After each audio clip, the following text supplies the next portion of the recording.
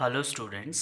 आज हम डिस्कस करेंगे एचपी फॉरेस्ट गार्ड के मॉक टेस्ट नंबर 4 को, जो कि इंग्लिश सेक्शन का होगा।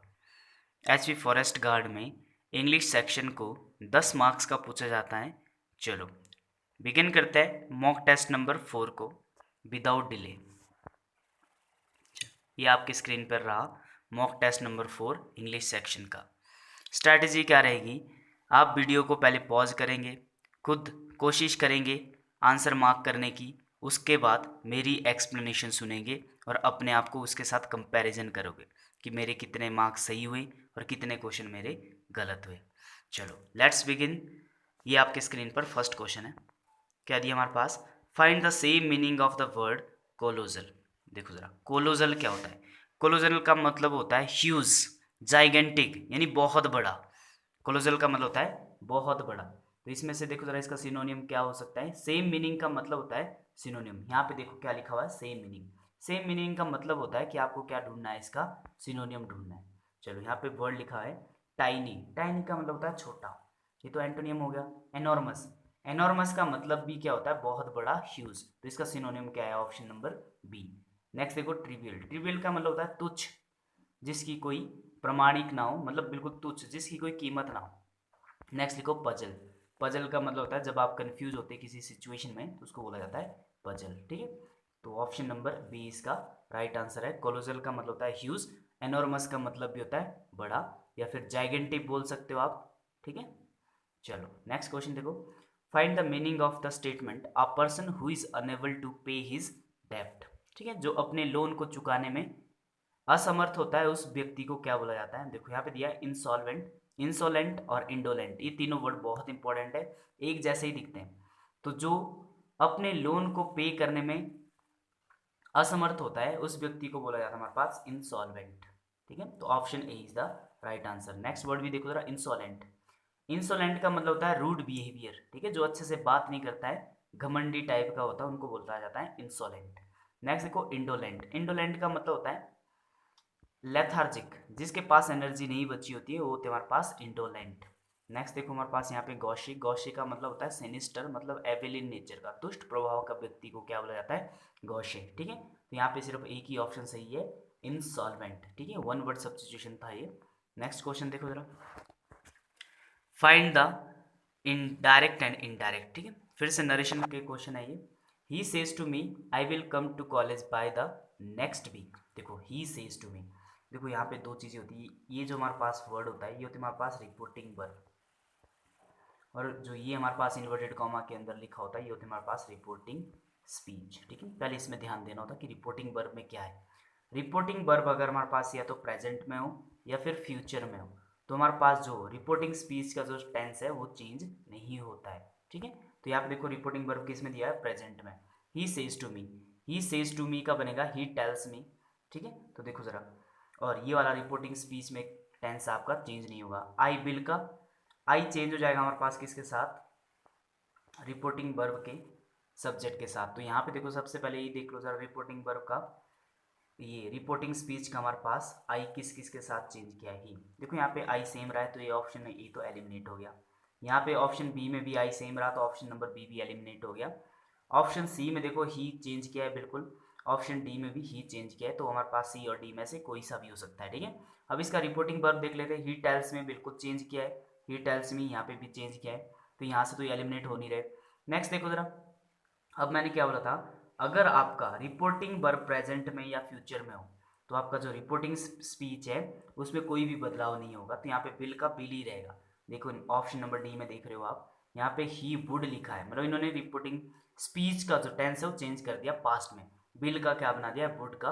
तो ऑप्शन डी भी इसकी वजह से यहाँ पे एलिमिनेट हो जाएगा। तो हमारे पास क्या बचा? सिर्फ ऑप्शन नंबर सी।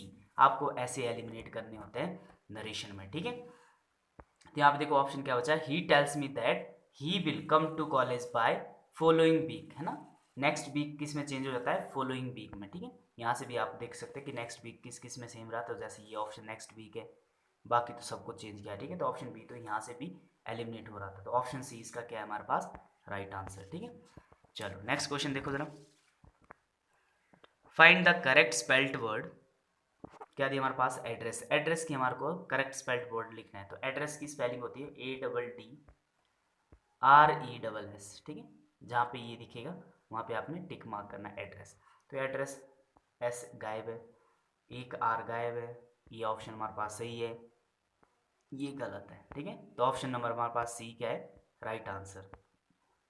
नेक्स्ट लिखो, find the word drone. Drone किसका, अच्छा जेंडर फाइंड आउट करना है। Find the gender of the word drone.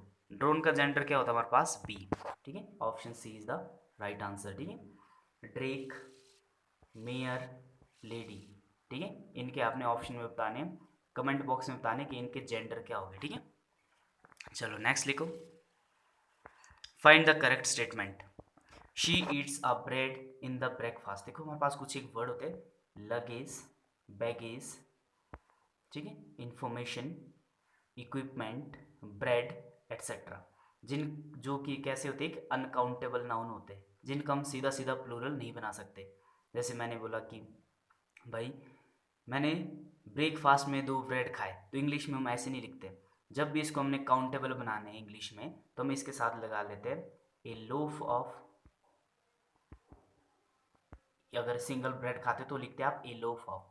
अगर आप बहुत सारे जैसे 2 लोफ, मोर देन 2 हो तो उसके लिए क्या लगाते हैं, 2 लोव्स ऑफ, ठीक है। ये प्लूरल रहता है इसके साथ। कभी भी हम सीधा सीधा नहीं बोलते कि हमने 2 ब्रेड खाए, 3 ब्रेड खाए। इंग्लिश में ऐसे लिखा जाता है 2 लोव्स ऑफ या फिर अ लोफ ऑफ, ठीक है। इसके साथ ये वर्ड जुड़ जाता है। तो she Yeats a bread in the breakfast. Bread एक अनकाउंटेबल नाउन है, तो इसके साथ कभी भी आर्टिकल का प्रयोग नहीं करते हम लोग। तो ऑप्शन ए तो हमारे पास यहीं पे एलिमिनेट हो रहा है। शी ईट्स 2 ब्रेड, तो सीधा सीधा ऐसे भी नहीं बोलते, अनकाउंटेबल नाउन होता है। She Yeats a loaf of bread in breakfast हो सकता है। She eat loaf of bread in the breakfast. यहाँ पे देखो शी ईट्स, शी हमारे पास एक थर्ड पर्सन है जो अपने पास हमेशा सिंगुलर सब्जेक्ट लेता है, ये वर्ब लेता है, तो ये ईट का क्या होना चाहिए, ईट्स। ऑप्शन नंबर डी यहाँ से एलिमिनेट हो गया, ठीक है। तो यहाँ पे ऑप्शन क्या बचा, सिर्फ ऑप्शन नंबर सी बचा, she Yeats a loaf of bread in a breakfast. तो ऑप्शन सी हमारे पास क्या है, करेक्ट स्टेटमेंट है, ठीक है। नेक्स्ट लिखो, Rohit is proficient dash dash English language. देखो हमारे पास एक वर्ड होता है प्रोफिशिएंट, ठीक है, जो अपने बाद फिक्स प्रपोजिशन लेता है इन, ठीक है। प्रोफिशिएंट इन, किसी भी काम में आप दक्ष होते हो तो इसके साथ हमेशा कौन सा प्रपोजिशन यूज करते हैं, इन, समझ गए। अगर किसी काम में आप वीक होते हैं, ठीक है, तो आप क्या यूज करते हैं, इसके साथ भी आप इन करते हैं। लेकिन आप किसी काम में अच्छे होते हैं, गुड, तो आप इसके साथ एक प्रपोजिशन यूज करते हैं एट, ठीक है। ये आपने याद रखना है। यदि आप किसी के साथ प्रोफिशिएंट होते हैं तो इसके साथ भी आप प्रपोजिशन का यूज क्या करते हैं, इन। ये थोड़े बहुत फिक्स प्रपोजिशन है जो बार बार क्वेश्चन पूछा जाता है पेपर में, ठीक है, तो आप इसको ध्यान रखेंगे। Rohit is proficient in English language, ठीक है। तो option C is the right answer. Next देखो, work hard lest you dash dash fail in the exam. हमारे पास एक वर्ड होता है लेस्ट, जिसके बाद हमेशा पेयर क्या रहता है, शुड, ठीक है। लेस्ट के बाद हमेशा क्या आता है हमारे पास, शुड। याद रखना इस चीज को, एक कंजक्शन होता है।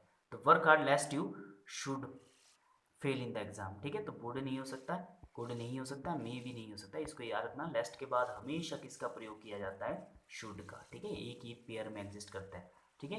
कंजक्शन के पेयर थोड़े याद रखना, जैसे आइदर के साथ और होता है, नीदर के साथ नॉर होता है, हार्डली स्कार्सली के साथ व्हेन होता है, नो सूनर के साथ देन होता है। तो ऐसे वर्ड आपको सारे के सारे याद करके जाने कंजक्शन में, ठीक है। चलो, पेयरिंग वर्ड ही जिसको बोलते हैं हम को रिलेटिव कंजक्शन। नेक्स्ट देखो जरा, हमारे पास क्वेश्चन दिया है, question number 9, have you been working here dash dash, अच्छा you have been working here dash dash 10 years.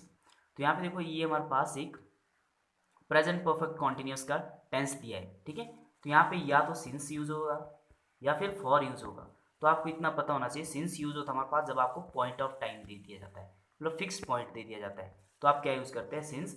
लेकिन अगर आपके पास पीरियड दे दिया जाता है तो आप यूज करते हो किसका, फॉर का। पीरियड का मतलब जैसे 2 महीने, 2 दिन, 4 साल, 3 घंटे, 5 महीने, ऐसे क्या होते हैं, पीरियड। लेकिन पॉइंट ऑफ टाइम मतलब जैसे 2 बजे से 7 दिन से, सॉरी 7 दिन से तो हमारे पास पीरियड हो गया, ठीक है। 1996 से 1995 से, मतलब जब आपको एक फिक्स टाइम दे दिया जाए तो उसके साथ क्या यूज करोगे, सिंस। फॉर का यूज करोगे आप जब आपके पास पीरियड दे दिया जाएगा, पीरियड, ठीक है। पीरियड का मतलब जैसे होता है 2 दिन, 5 दिन, ठीक है, ऐसे। चलो यहाँ पे देखो, you have been working here कब से, 10 ईयर्स है, 10 ईयर्स देखो 10 सालों से, तो ये क्या बना हमारे पास, ये बना हमारे पास एक पीरियड 10 ईयर्स। तो इसके साथ क्या यूज करोगे आप, फॉर का इस्तेमाल करोगे, for is the right answer. ठीक है, नेक्स्ट लिखो, neither Sohan nor his friends dash dash arriving from the village. तो आपको एक पता होगा, ये होता हमारे पास सब्जेक्ट वर्ब एग्रीमेंट, नीदर, ठीक है, और subject one, nor subject to.